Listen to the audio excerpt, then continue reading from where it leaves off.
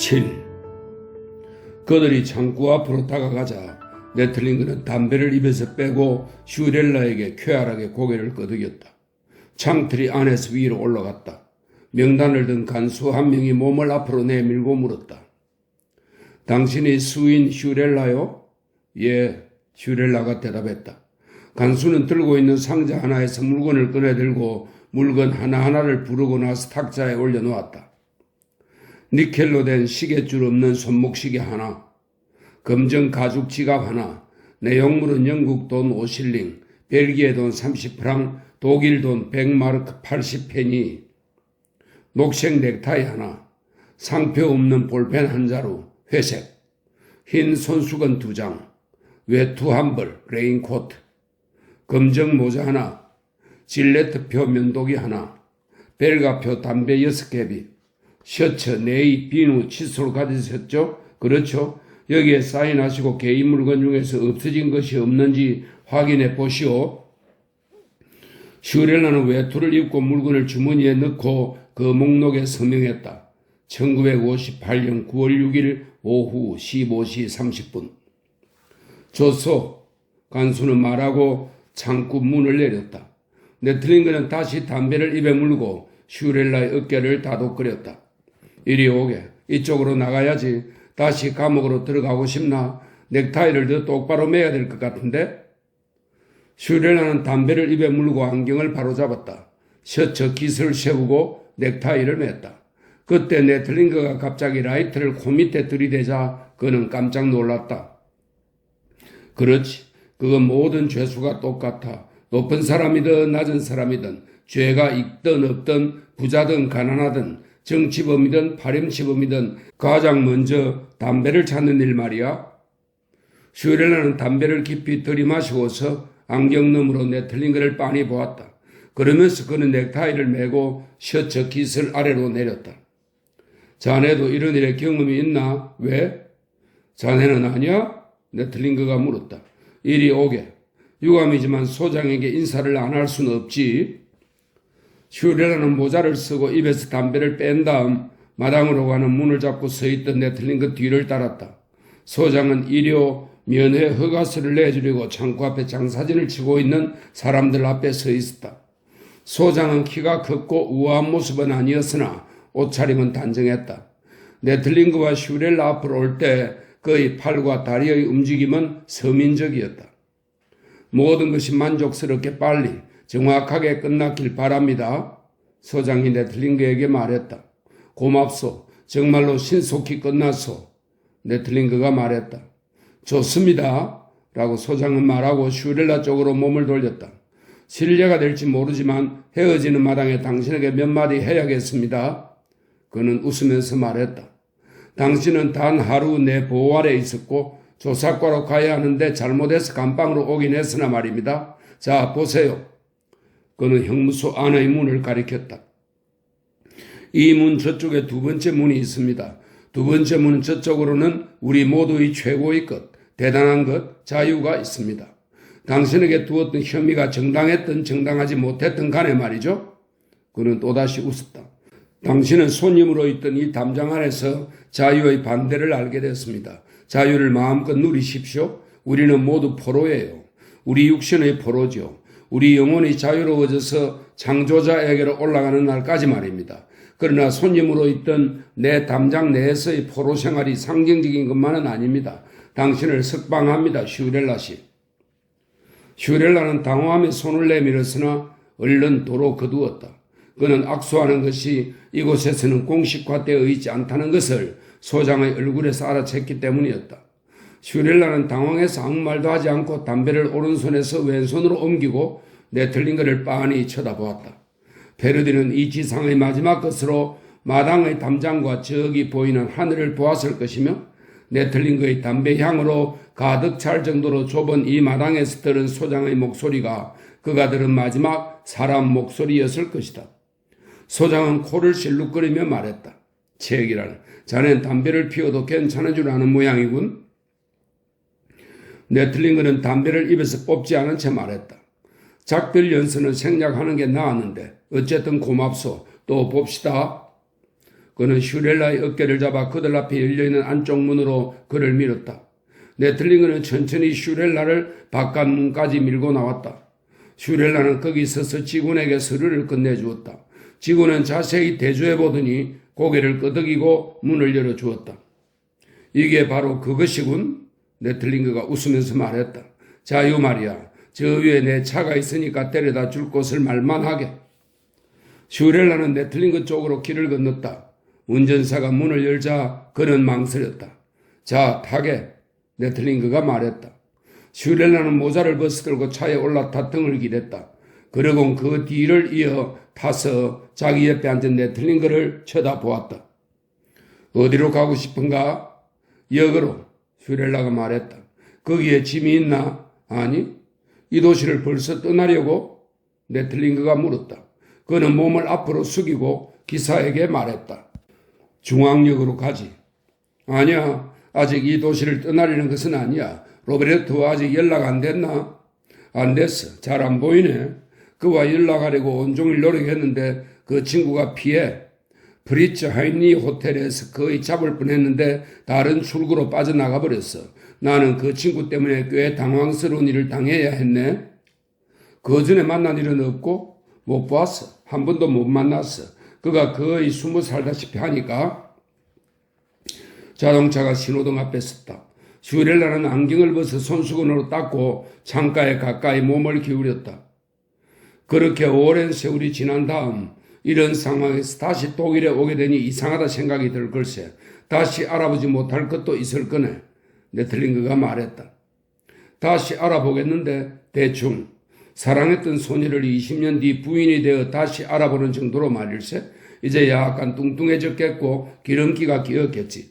분명히 부자이며 부지런한 남자와 결혼했을 테니까. 해변에 별장이 있고 자동차가 있을 테고 손가락엔 반지가 끼었을 테지. 예전의 사랑은 이런 상태에서는 어쩔 수 없이 아이러니가 되어버리겠지. 그런 그림들은 아주 왜곡된 것일세. 그림들이 있지. 만약 자네가 그 중에서 3,000장을 가졌다면 아마도 약간의 진실을 알 수 있을 걸세. 자네 관점이 올바른 것인지 의심스럽군. 이 나라에 들어온 지 겨우 24시간 되었고 그 중에서 23시간을 감옥에 있었으니 말일세. 감옥에서 세상을 얼마나 많이 경험할 수 있는지 안 믿는군. 자네 나라의 감옥 안에서 가장 흔한 범행은 기만일. 유감스럽게도 자기 기만은 범죄가 아니더군. 내가 지난 22년 중 4년을 감옥에서 보냈다는 사실을 자네는 아마 아직 모르는 모양이군. 자동차들이 신호등 뒤에 길게 늘어서 있어서 천천히 움직였다. 몰랐네. 어디 네덜란드에서 그랬나? 네틀링거가 물었다. 그래. 그리고 영국에서도. 슈렐라가 말했다. 무슨 죄로? 사랑의 고통에서 나온 발작 때문이었지. 그러나 절대로 이상주의에서 그런 것은 아니고 현실적인 것과 싸웠기 때문이었지. 더 정확히 말할 수 없나? 네틀링거가 물었다. 안 돼. 슈렐라가 말했다. 자네는 이해하지 못할 것이고 그것을 찬사로 받아들일 테니까. 나는 한 네덜란드 정치가가 독일 사람 모두를 죽여야 한다고 말했기 때문에 그를 협박했네. 매우 인기 있는 정치가였네.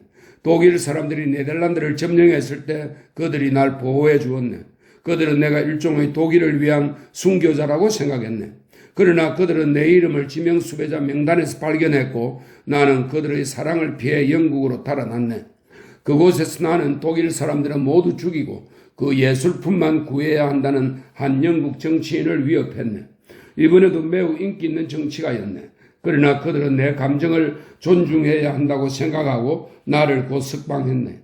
내 감정은 사실 그 정치가를 위협할 땐 전혀 가지지 않았던 것인데 어쨌든 오해로 감금되었고 오해로 풀려났네. 네틀링거가 웃었다. 자네가 이미 그림들을 수집했다면 내가 거기에 하나 추가해도 되겠지. 거부들 사이에 배려가 없는 정치적 정오, 즉 미행, 신문, 도주, 피까지 보았던 정오의 그림. 그러나 22년 후에 하필이면 추적자, 그 끔찍한 자가 귀향하는 도망자를 감옥으로부터 빼냈다는 그림은 어떤가? 이것이 자네의 수집물에 수용될 수 있는 그림은 아닌가? 그건 그림이 아니라 약점을 가진 역사이지. 역사는 사실이기도 하고. 그러나 내가 역사를 그림 같은 추상적인 것으로 번역하여 자네에게 해석한다면 자네를 위해 아부적인 것은 거의 나오지 않을 걸세. 그것은 확실히 이상하지. 네틀링거는 나지막하게 말하면서 입에서 담배를 뺐다. 그러나 이해를 부탁하네. 내 말을 믿어봐. 내가 자네의 이름을 수배자 명단에서 발견했고 보고를 검토하고 자네가 실제로 국경에서 체포되었다는 걸 알았어. 그때 나는 한순간도 망설이지 않고 만사를 자네가 석방되는 방향으로 이끌었네. 내가 자네의 동기와 감정의 진심을 의심하고 있다고 생각된다면 유감이네. 자네의 후회를 한 번도 의심해 본 적은 없네. 그러나 그림들, 역사를 그림으로 내 수지물 속으로 수용해달라고 부탁했던 그림들은 하나의 추상을 의미한다네. 그리고 그것은 자네가 그때 했고 오늘도 했던 역할이라네. 그 역할은 그때는 나를 해롭지 않게 하려고 가두는 일이었고 오늘 역시 나를 해롭지 않게 한다고 석방하는 일이네. 나는 나보다도 훨씬 더 추상적으로 생각하는 로베르트가 이런 이유로 자네를 만나는 것은 무가치한 일이라고 생각했을까 두렵네. 나를 이해해 주기를 바라네. 나는 당시 자네의 개인적인 동기나 감정의 진심을 의심한 적이 없어서 자네는 나를 이해 못하네. 이해하려고 애쓰지도 말게. 왜냐하면 자네는 본인의 역할을 모른 채 행동했기 때문이네.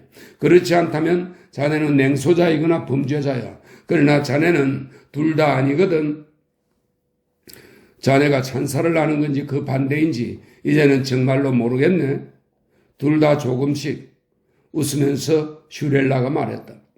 내가 자네 여동생을 위해서 해준 일을 자네는 아마 모르겠지. 자네가 에디트를 보호해줬나? 그렇네. 바키라가 그녀를 체포하려고 했어. 항상 그녀를 명단에 넣었지. 그때마다 나는 그녀 이름을 지웠어. 자네들 선행이란 것은 나쁜 짓보다도 더 끔찍해. 슈렐라가 조그맣게 말했다. 그리고 자네들은 죄를 뉘우치면 용서해주는 신보다도 더 무자비하네. 우리는 신이 아니고 신의 자비심처럼 신의 전지전능을 가늠할 수도 없네. 네틀링거는 고개를 흔들며 몸을 뒤로 젖혔다. 슈렐라가 주머니에서 담배를 한 겹이 꺼내서 입에 물었는데 그때도 갑자기 네틀링거가 라이트를 코앞에 들이대어 깜짝 놀랐다. 연 푸른색의 깨끗한 불꽃이 하마터면 그의 눈썹을 태울 뻔했다. 그는 생각했다. 자네의 이 예의는 옛날의 그 무례함보다도 나쁘다. 부지런한 것은 여전하구나. 내 얼굴에 그렇게 볼을 열심히 던지더니 지금은 지나친 방법으로 내 담배에 불을 붙여주니 말이다.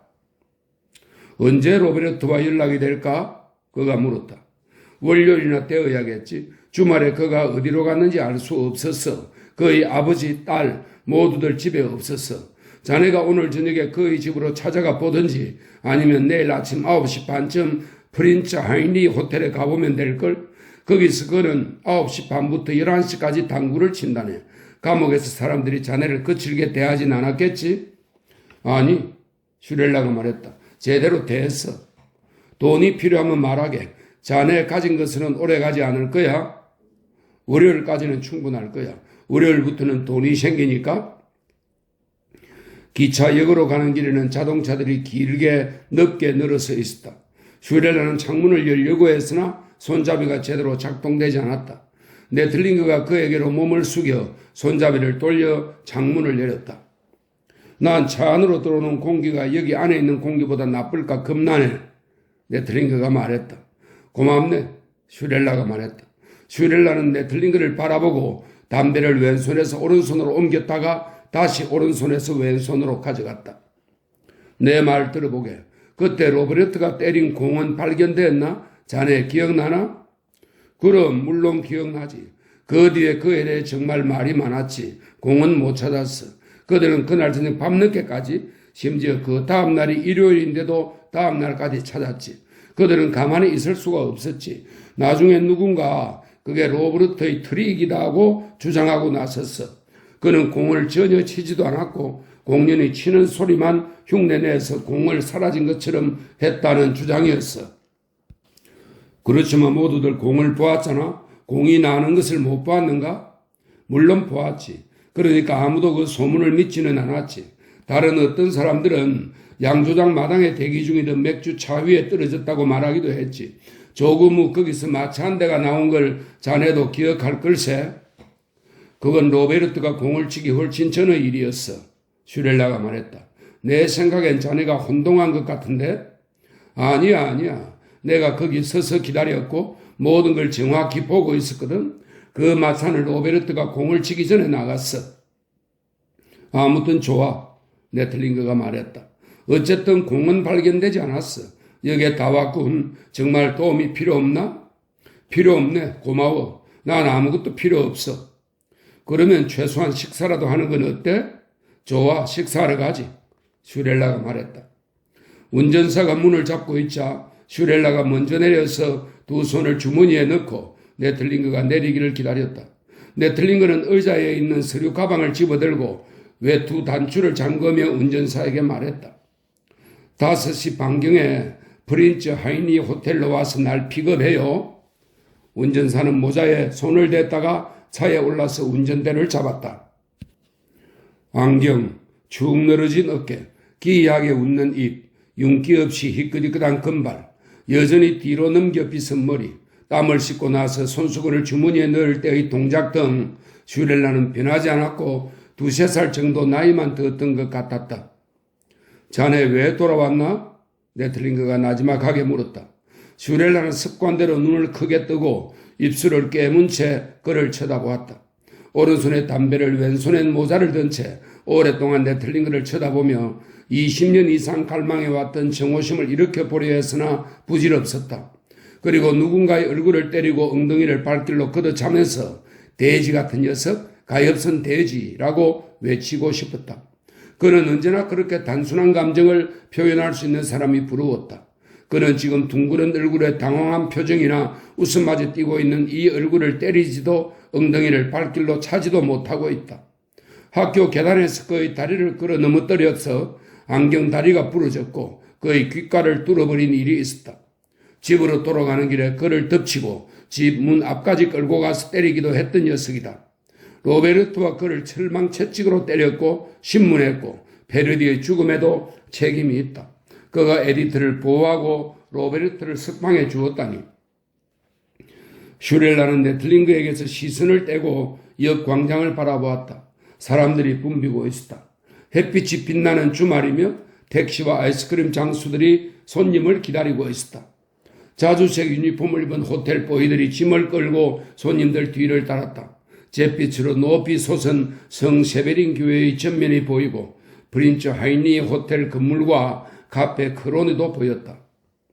네틀링거가 갑자기 손을 흔들고 외치면서 군중 속으로 뛰어들어갈 때 그는 깜짝 놀랐다. 어이 루트 양. 그는 되돌아와서 머리를 저었다. 녹색 모자를 쓰고 장밋빛 풀오버를 입은 소녀 보았나? 눈에 띄게 예쁘지. 그녀가 로베르트의 딸이었네. 붙잡지 못했어. 로베르트가 어디 있는지 그녀가 말해줄 수 있었을 텐데 말이네. 유감이야. 자네 그 아이를 본 일 있나? 아니, 에디터의 딸이군. 슈렐라가 조용히 말했다. 물론 자네 조카지. 에이, 식사나 하러 가세. 네틀링거는 역 광장을 지나서 거리를 건넜다. 슈렐라는 그를 따라 프린츠 하이니 호텔로 들어갔다. 자주색 유니폼의 보이가 문을 잡아주었다. 그들이 들어가자 다시 문이 닫혔다. 창가 자리를 원하십니까? 여인이 말했다. 물론 있습니다. 햇빛이 너무 많이 들지 않는 곳으로요. 그러면 동쪽입니다. 후고 이 손님들 동쪽 창가 자리로 모셔주면 좋겠네. 별 말씀을요. 이곳에서는 팁이 흔쾌히 받아들여진다. 마르크는 정말로 둥근 동전이고 팁은 이 직업의 영혼이다. 그리고 난 이겼다. 당신은 내 가장 좋은 친구. 그의 얼굴을 결코 보지 못할 거야? 뭐라고요? 페멜 박사가 일요일에도 여기서 당구를 치냐고요? 슈렐라라고요? 맙소사, 그렇다면 나는 붉은 카드를 볼 필요조차 없군요. 슈렐라 씨, 이 노인에게 이 조용한 시간에 이곳에서 직무를 벗어난 이야기를 하도록 허용해 주십시오. 나는 당신 아버지를 잘 압니다. 그는 우리와 함께 1년을 일했답니다. 독일 체조 대회와 스포츠 축제가 있었던 해였죠. 기억나십니까? 그때 틀림없이 당신은 10살이나 11살이었을 겁니다. 여기 내 손을 잡아주면 기쁘겠습니다. 아, 내 직무에 속하지 않는 이런 감정을 용서하십시오.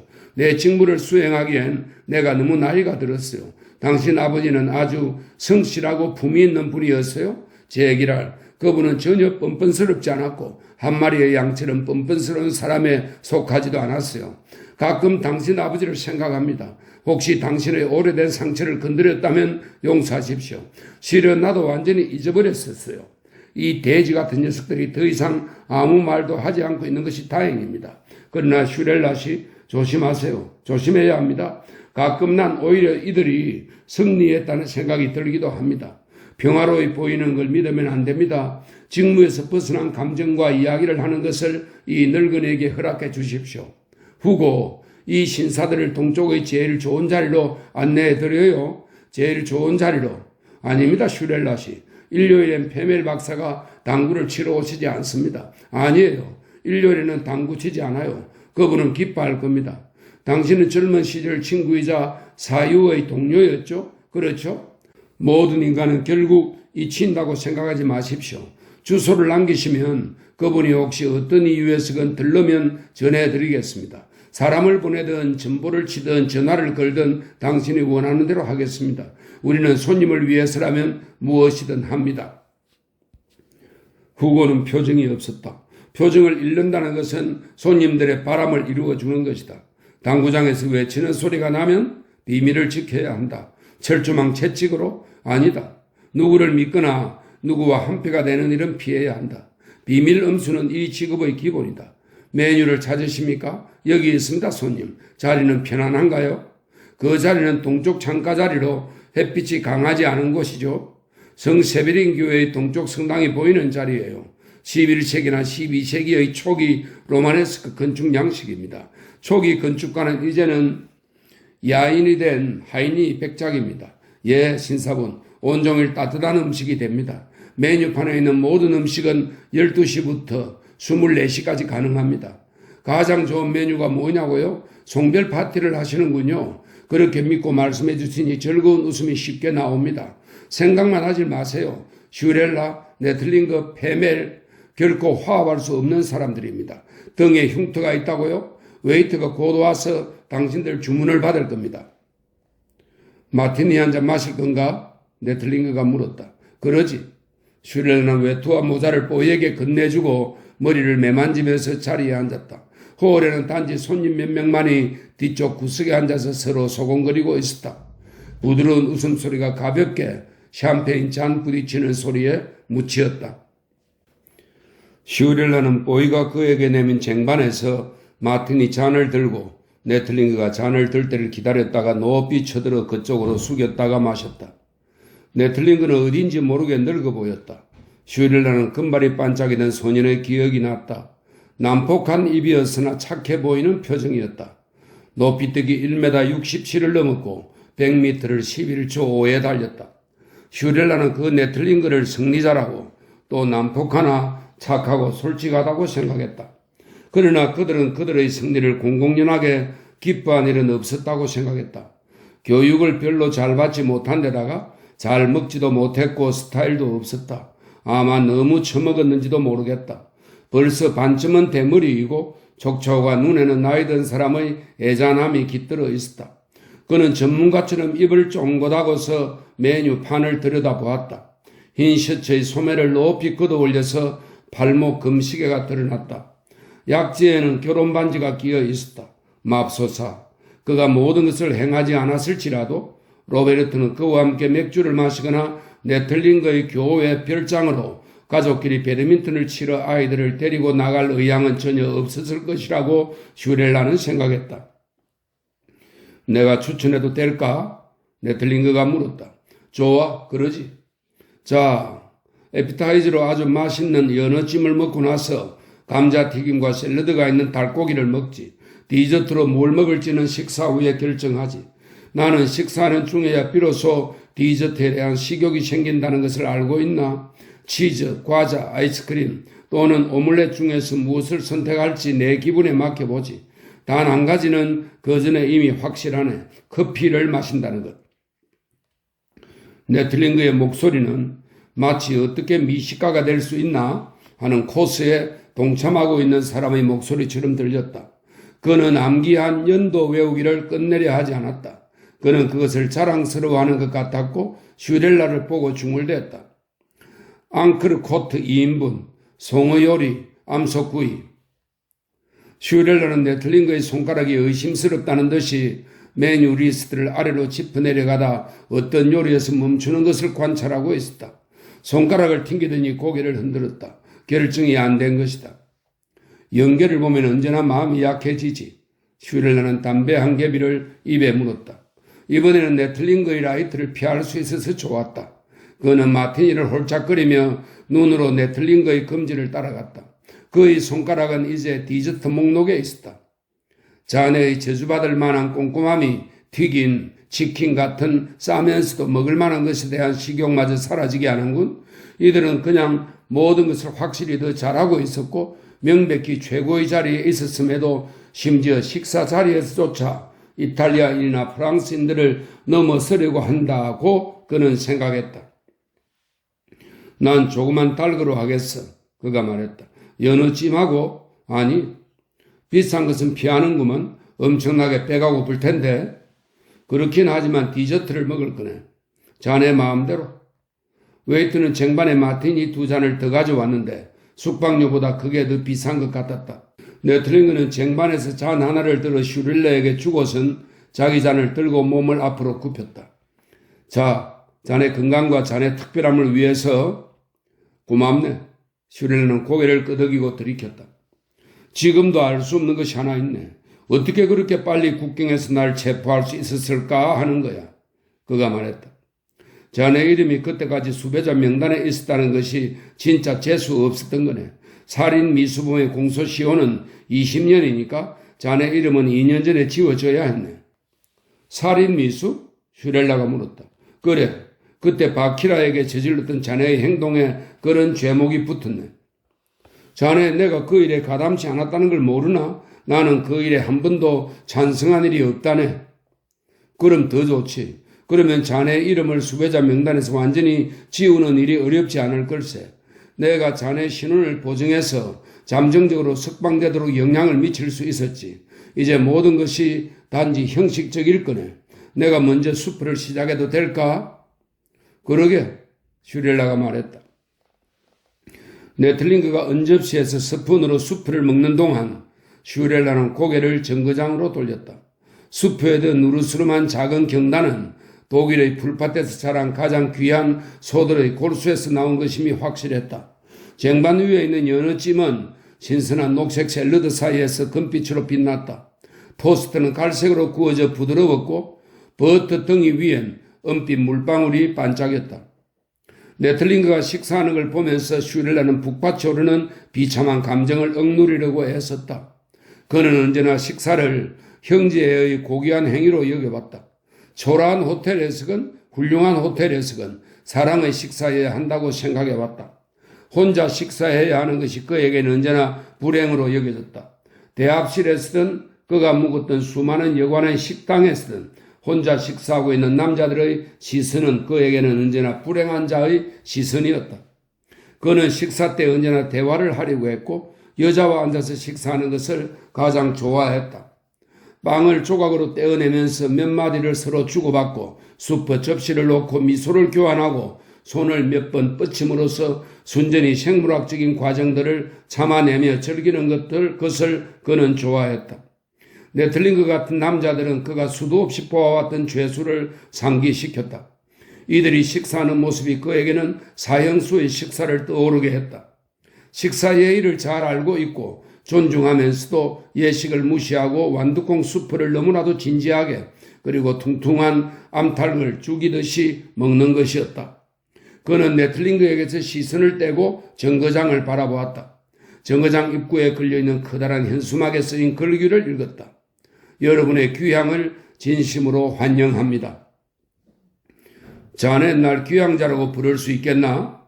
그가 눈 깜짝할 사이에 슬픔의 바닥에서 출현하듯이 불쑥 내뱉자 네틀링거가 막 버터를 바르던 토스트 조각에서 눈을 떼고 올려다 보았다. 그거야 경우에 따라 다르지. 자네 아직 독일 국적인가? 아니지. 난 국적이 없어. 안 됐군. 네틀링거는 다시 토스트 조각으로 고개를 숙이고 쟁반에서 훈제 연어 한 조각을 찍어 토스트에 놓으며 말했다. 자네가 형사적인 이유가 아닌 정치적인 이유로 도망갈 수밖에 없었다는 사실을 증명할 수 있다면 자네는 제대로 보상받을 수 있지. 자네의 경우는 내가 법적 처리를 맡아주느냐 않느냐에 달려 있는 거지. 그렇지 않네. 슈렐라가 말했다. 네틀링그가 연어찜 접시를 밀어내 놓았을 때 그는 앞으로 고개를 숙이며 말했다. 아니, 이 맛있는 연어를 남기려고 하는가? 물론이지. 자넨 못 그럴 테지만 네틀링그가 말했다. 그는 슈렐라가 접시에서 토스트 한 조각을 떨어 손가락으로 언쟁반에서 집은 연어를 토스트에 올려놓는 것을 보고 깜짝 놀라서 주위를 돌아보았다. 자네는 이렇게 못하겠지? 이런 고급 호텔에서는 무슨 일이든지 할 수 있다는 걸 자네는 안 믿는군. 나의 아버지는 바로 이 성스러운 홀의 웨이터셨지. 완두콩 수프를 손가락으로 먹을지라도 이곳 사람들은 전혀 표정 변화가 없을 거야. 그런 행동이 부자연스럽고 실용적이 아닐지라도 말이네. 바로 부자연스럽고 비실용적이기 때문에 이곳에서는 남의 이목을 거의 끌지 않지. 또 그래서 값이 비싸고 그것은 어떤 것이라도 참아내는 웨이트를 위한 값이라네. 그러니 빵을 손으로 먹든 생선을 손가락으로 집든 그건 그렇게 부자연스럽지도 비실용적이지도 않다네. 그는 웃으면서 마지막 연어 조각을 접시에서 들고 토스트 조각 사이에 끼워 넣었다. 네틀링그는 못마땅한 눈으로 그를 쳐다보았다. 아마 자넨 그때와는 다른 이유겠지만 날 죽여버리고 싶겠지? 나도 이해하네. 그러나 목표는 똑같을 걸세. 한 웨이터의 아들이 자네에게 말할 것이 있으니 들어보게. 정말로 멋진 신사는 웨이터의 횡포에 굴복하지 않지. 물론 웨이터들이 생각하는 멋진 사람이 있다네. 웨이터가 한 보이의 도움을 받으면서 식사를 테이블에 차리고 있을 때 그는 토스트 조각을 먹었다. 복잡한 보온 음식들이 작은 테이블에 올려졌고 식사 도구와 접시가 제자리에 놓였다. 사용된 그릇들은 치워졌다. 네틀링그에겐 포도주, 슈렐라에겐 맥주가 나왔다. 네틀링그는 포도주를 맛보았다. 아주 조금 때웠군. 슈렐라는 닭고기와 샐러드를 앞에 놓고 그의 맥주잔으로 네틀링그에게 건배를 제안했다. 그리고 웨이터가 네틀링그의 고기에 진한 갈색 소스를 뿌리는 것을 유심히 보았다. 바키라는 아직 살아있나? 물론이지. 네틀링그가 말했다. 이제 58살이야. 내가 이런 말을 하면 자네는 분명히 우습다고 생각할 거네만 그는 일종의 학습을 모르는 사람이야. 글쎄, 슈렐라가 물었다. 어떻게 알아들어야 할까? 정말로 교육이 안 되는 독일인이 있을까? 그는 1935년에 몸에 배도록 했던 그 습관을 아직도 갖고 있네. 힌덴부르크 같은 것? 예의 바르게, 의젓하게, 충성, 명예 그런 따위 말인가? 바로 그거야. 힌덴부르크는 그에게 아주 경구가 된 모양이야. 자네의 경구는 뭔가? 네틀링그는 막 잘라낸 고기 조각에 포크를 꽂은 채 접시에서 눈을 떼고 말했다.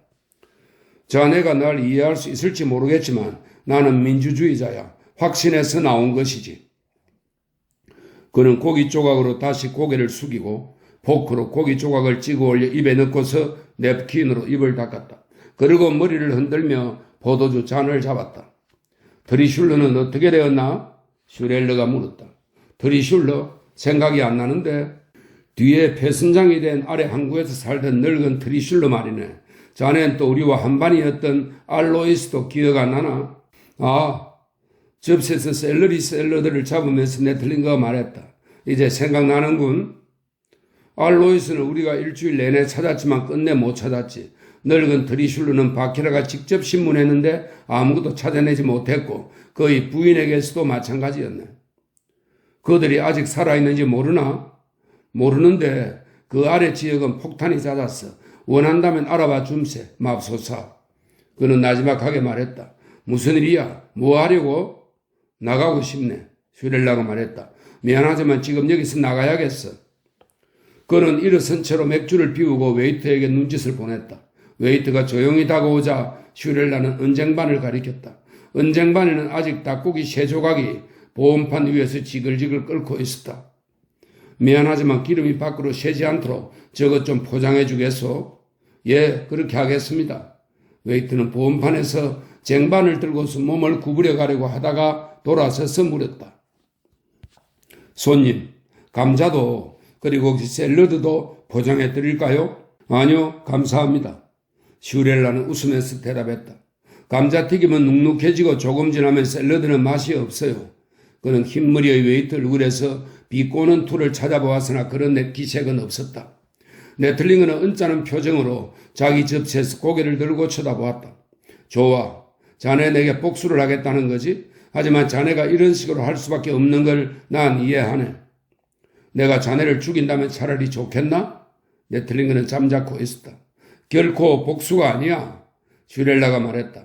나는 단지 여기서 나가겠다는 것뿐이야. 더 참을 수는 없네. 그는 외투를 가져와서 입는 걸 도와준 보이에게 고맙다라는 말을 하고 모자를 집어들었다. 그러다가 다시 자리에 앉아서 보이에게 물었다. 자네 페멜시를 아나? 예. 후고가 대답했다. 전화번호도 알고? 예. 날 위해서 30분마다 그에게 전화를 좀 걸어줄 수 있을까? 연락이 되면 그에게 슈렐라가 만나고 싶어 한다고 전해주겠나? 예. 내가 지금 가야 할 곳에 공중전화 부스가 있는지 몰라서 그러네.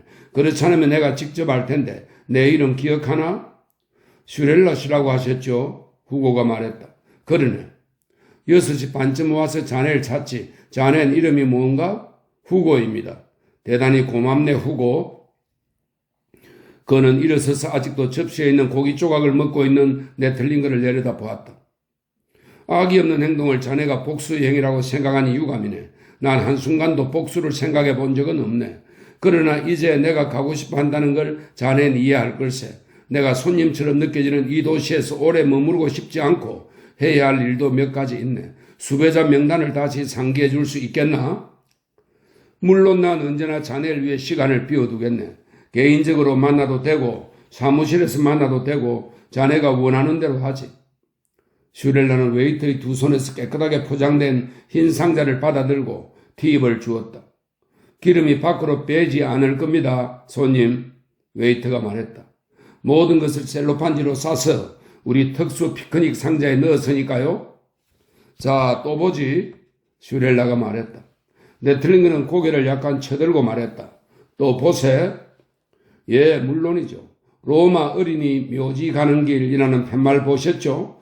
8시까지 개방되어 있고 어두워지기 시작하면 불이 들어옵니다. 부인 천만의 말씀입니다. 감사합니다. 요한이 막 말했다. 그는 높은 탁자 뒤에서 절뚝거리며 나와서 슈렐라 쪽으로 왔다. 보이는 슈렐라를 위해 벌써 문을 열고 서 있었다. 슈렐라 씨, 요한은 낮은 소리로 말했다.